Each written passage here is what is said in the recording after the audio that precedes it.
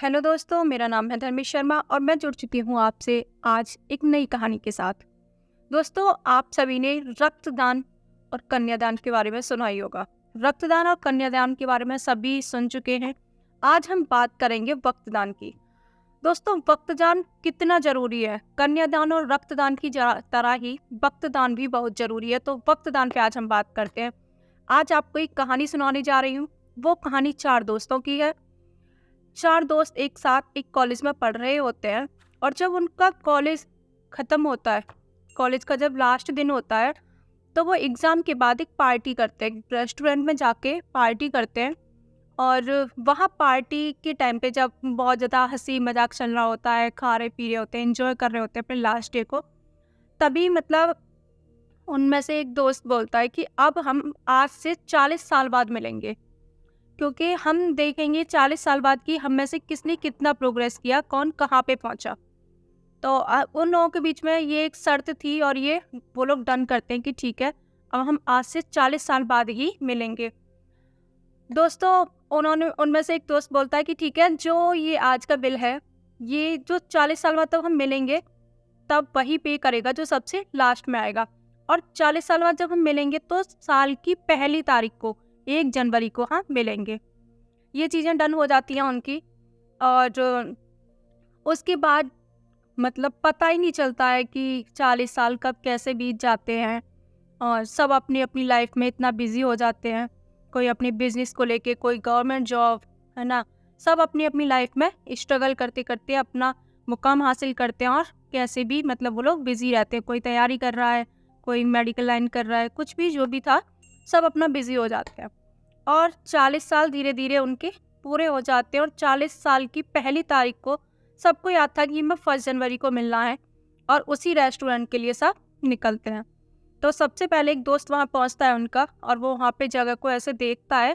तो क्योंकि सब कुछ चेंज हो चुका था 40 साल में, जो वहाँ पे एक वेटर था जो उनकी बातें सुन रहा था जिस टाइम पे उन्होंने ये बातें कही थी, तो कि हम लोग 40 साल बाद मिलेंगे और जो लास्ट में आएगा वो बिल पे करेगा।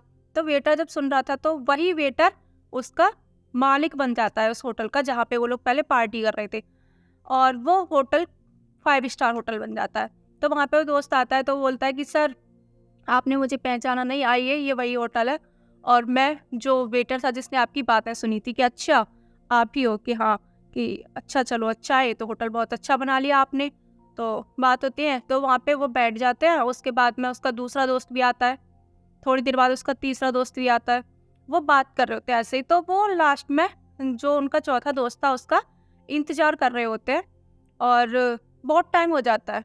तो जो वहाँ पे उसका मालिक था होटल का, वो बोलता है कि सर, जो आपके दोस्त हैं उनका कॉल आ गया, उनको आने में थोड़ा टाइम लगेगा, तो आप कुछ ऑर्डर कीजिए और इन्जॉय कीजिए।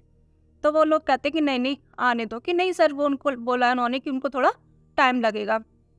वो बैठते हैं, कुछ ऑर्डर करते हैं अपना, और उसके बाद में थोड़ी देर बाद वो फिर बोलते हैं कि अभी तक आए नहीं, पता नहीं क्या हो गया, कहाँ फंसा हुआ है ऐसे।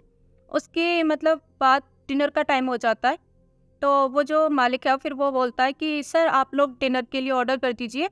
सर बोल रहे हैं उनको टाइम लग रहा है और वो आते ही हैं, आप लोग डिनर स्टार्ट कीजिए। सब लोग डिनर का ऑर्डर करते हैं, वेट करते हैं, फिर डिनर कर लेते हैं। उसके बाद वो लोग बोलते हैं कि शायद अब वो आएगा ही नहीं, वो आ नहीं रहा है। तो बोलते हैं कि चलो बिल पे कर देते हैं, बिल बन के आता है। तो वो बिल पे करने के लिए बोलते हैं। तो मालिक बोलता है कि सर, आपका बिल ऑलरेडी ऑनलाइन पे हो चुका है और सर ने सारे बिल पे कर दिए हैं। उसके बाद वो बाहर जाते हैं, वो निकल रहे होते हैं गेट से, तभी एक गवर्नमेंट जॉब वाली गाड़ी आती है, गवर्नमेंट सर्विस की। उसमें से एक लड़का निकल के आता है और वो आते ही उन तीनों के पैरों में गिर जाता है और बोलता है कि सर माफ़ कर दीजिएगा, मैं लेट हो गया, और मेरे पिताजी जो आपके दोस्त थे, वो शिक्षक थे और उन्होंने मुझे इस काबिल बनाया, उन्होंने मुझे कलेक्टर बनाया और वो नहीं आ पाए। उनको कैंसर था और 1 महीने पहले ही उन्होंने अंतिम सांस ली। लेकिन जब उनको पता चला कि उनको कैंसर है और वो अब नहीं बच पाएंगे, तो उन्होंने होटल में सारे अरेंजमेंट किए थे आपके आज के लिए, सारे बिल और जो भी अरेंजमेंट थे सब किए थे। और उन्होंने मुझसे भी ये बात बोला था कि मैं सबसे लास्ट में जाऊँ आपके पास, क्योंकि मैं आपको पहले बताऊँगा तो आपकी जो पार्टी है, जो आप 40 साल बाद आपकी मिलने की खुशी है और आपकी पार्टी है, वो आप एंजॉय नहीं कर पाएँगे। इसलिए उन्होंने बोला था कि सबसे लास्ट में बताना है, पहले बता के मतलब उनकी पार्टी ख़राब नहीं करनी है। तो पिताजी नहीं रहे और मैं यहाँ पे इसीलिए लेट आया, क्योंकि उन्होंने बोला था कि मुझे बाद में जाना है। तो फिर वो बोलते हैं कि मतलब वो लोग आपस में डिस्कस करते हैं, बोलते हैं कि हम लोग 40 साल बाद ही क्यों मिले? मतलब उनको इस बात का गिल्ट होता है, दुःख होता है कि हम 40 साल बाद ही क्यों मिले, और अब हम 40 साल बाद नहीं, हम 40 दिन बाद मिला करेंगे। तो मतलब ये कि वक़्त ने मतलब एक बात दिखाई कि अगर ये लोग 40 साल बाद का मतलब डन नहीं करते, एक डील नहीं होती, इनके बीच में शर्त नहीं होती, तो ये पहले मिल लिए होते और जो इनका दोस्त था जो ख़त्म हो गया था, उससे भी शायद ये मिल पाते। लेकिन इनका जो मतलब इनकी जो शर्त थी, वो थी 40 साल बाद मिलेंगे। तो इस मतलब इस स्टोरी से, इस कहानी से हमें एक सीख मिलती है। वो सीख ये है कि वक्त दान बहुत ज़रूरी है अपनों के लिए। हमें अपनों के लिए समय निकालना चाहिए, जो हमारे बहुत करीबी हैं, उनके लिए हमें समय निकालना चाहिए। हमें कभी ये वेट नहीं करना चाहिए कि हम उस फंक्शन में मिल लेंगे या फिर हम नेक्स्ट टाइम मिल लेंगे। अगर हमारे पास जैसे ही समय निकलता है, उस समय से थोड़ा समय निकाल के, अपने काम में से थोड़ा-सा समय निकाल के हमें अपनों से मिलना चाहिए, अपनों के बीच में बैठना चाहिए, उनसे मिलना चाहिए। क्योंकि वक़्त ही सिखाता है कि हमारे अपने हमारे अपने हमारी कितनी करीबी हैं, और हमारे दुःख में, सुख में, या फिर मतलब जब उनके पास टाइम होता है या फिर काम में से भी हमारे लिए टाइम निकाल के हमसे मिलने आते हैं। तो वक़्त निकालना बहुत ज़रूरी है अपनों के लिए।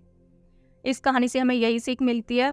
और बहुत अच्छा था कि वो लोग जब मिले थे तो उन्होंने इसलिए डील की थी कि हम देखना चाहते हैं 40 साल बाद हम कितना प्रोग्रेस कर पाएँगे, कौन कहाँ होगा। लेकिन दुःख इस बात का था कि उन चारों में से उन्होंने अपने एक दोस्त को खो दिया था। उन तीनों ने अपने एक दोस्त को खो दिया था, सिर्फ़ किस लिए? क्योंकि उन्होंने 40 साल की उसमें शर्त रखी थी। इसलिए अपनों से मिलने के लिए कोई शर्त ना रखें।